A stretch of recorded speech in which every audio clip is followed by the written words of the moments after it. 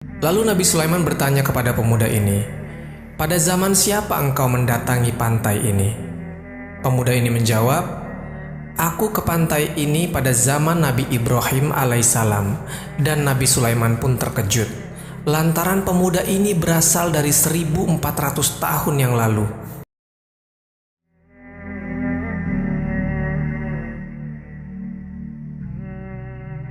Kisah kali ini masih berhubungan dengan video sebelumnya yang berkisah tentang Asif ibn Barkhia, salah seorang murid dari Nabi Sulaiman alaihissalam yang berasal dari bangsa manusia. Dan Asif inilah orang yang memindahkan istana Ratu Balkis dalam hitungan sekedip mata saja. Namun di kisah kali ini, kita akan mengisahkan tentang kesaktian atau mustajabnya doa dari Asif ini. Dan untuk teman-temanku seiman, untuk mendengarkan video ini sampai habis agar tidak terjadi kekeliruan dan salah paham. Di video ini, kita akan mengisahkan tentang petapa berusia 1400 tahun di zaman Nabi Sulaiman.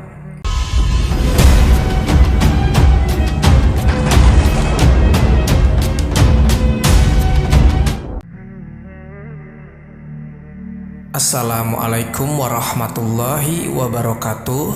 Sobat Jazirah Ilmu yang dimuliakan Allah, semoga kita selalu dalam keadaan sehat walafiat. Amin ya rabbal alamin.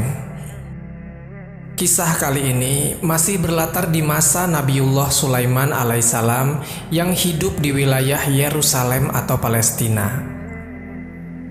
Tatkala pada suatu hari, Nabi Sulaiman mendapatkan wahyu untuk pergi ke tepi laut. Dikatakan di sana bahwa akan ada hal yang menakjubkan yang akan terjadi di sana. Maka Nabi Sulaiman bersama dengan pasukannya yang terdiri dari bangsa manusia, jin dan hewan berangkat menuju tepi laut di suatu tempat yang wallahu alam tidak tahu di mana persis tempat ini berada. Dan berangkatlah rombongan pasukan ini menuju tepi laut. Maka ketika sampai, Nabi Sulaiman tidak melihat ada sesuatu yang aneh di sana. Kondisinya seperti biasa-biasa saja. Hanya ada lautan dengan ombak yang menggulung-gulung. Ketika dilihat tidak ada sesuatu yang aneh terjadi, maka Nabi Sulaiman meminta jin Ifrit untuk menyelam ke dasar lautan untuk melihat ada apakah di sana. Dan jin Ifrit pun langsung menyelam ratusan meter ke dalam lautan, dan ia pun tidak melihat ada apapun di dasar lautan. Lalu ia naik lagi ke daratan dan memberitahu rajanya bahwa tak ada apapun di bawah sana. Merasa kurang puas, Nabi Sulaiman menyuruh jin yang lain untuk menyelam ke dasar lautan. Namun lagi-lagi jin ini tidak menemui apapun di sana. Setelah dua jin ini gagal memenuhi rasa penasarannya, lalu Nabi Sulaiman meminta kepada Asif ibn Barkhia, seorang pembesarnya yang terkenal soleh. Lalu Asif mulai berdoa kepada Allah untuk menunjukkan sesuatu yang terjadi di dalam laut. Maka ketika Asif selesai berdoa dan saat itu pula Allah mengijabah doa dari Asif ini, tiba-tiba dari permukaan lautan muncul sebuah kubah besar yang terbuat dari mutiara putih. Kubah ini memiliki 4 buah pintu yang terbuat dari batu mulia. Masing-masing pintu memiliki jenis batu mulia yang berbeda. Pintu pertama terbuat dari batu intan permata. Pintu yang kedua terbuat dari batu yakut. Pintu yang ketiga terbuat dari batu mutiara. Dan yang keempat terbuat dari batu zamrud hijau. Sobat Jazirah Ilmu yang dimuliakan Allah, ketika kubah itu muncul, keempat pintunya ini mulai terbuka dan tak ada satu tetes air pun yang berasal dari dalam kubah ini. Maksudnya, kubah ini kedap air.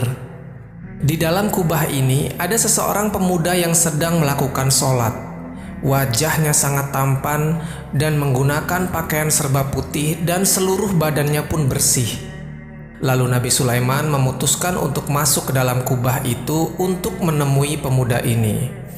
Kemudian Nabi Sulaiman mengucapkan salam, sehingga pemuda itu mempercepat sholatnya dan menjawab salam dari Nabi Sulaiman.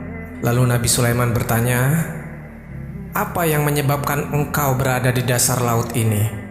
Dan pemuda ini pun menjawab, "Wahai Nabiullah, sesungguhnya ayahku adalah seorang laki-laki yang lumpuh, sementara ibuku adalah seorang wanita yang buta matanya. Aku merawat keduanya selama 70 tahun dengan kasih sayang. Tatkala ketika ajal menjemput ibuku, ia berdoa kepada Allah, 'Ya Rob, panjangkanlah umur anakku dalam keadaan selalu bertakwa kepadamu.'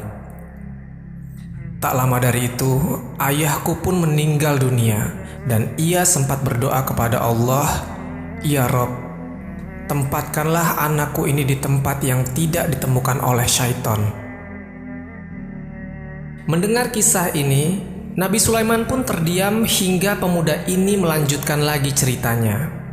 "Sesudah aku memakamkan kedua orang tuaku, aku berjalan-jalan ke tepi pantai untuk menghilangkan kesedihan. Namun kemudian muncul sebuah kubah yang bercahaya. Kubah itu sangat indah. Kemudian aku masuk ke dalamnya untuk melihat keindahan kubah tersebut. Lalu datanglah beberapa malaikat yang kemudian malaikat itu membawa kubah ini ke dalam lautan, sedangkan aku berada di dalamnya."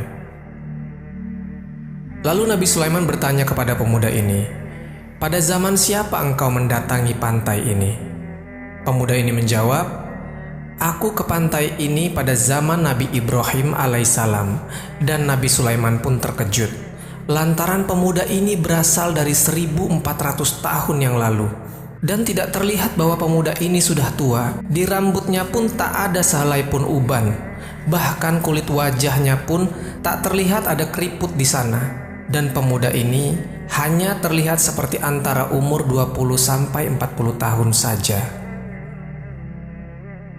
Teman-temanku seiman, kemudian Nabi Sulaiman makin penasaran.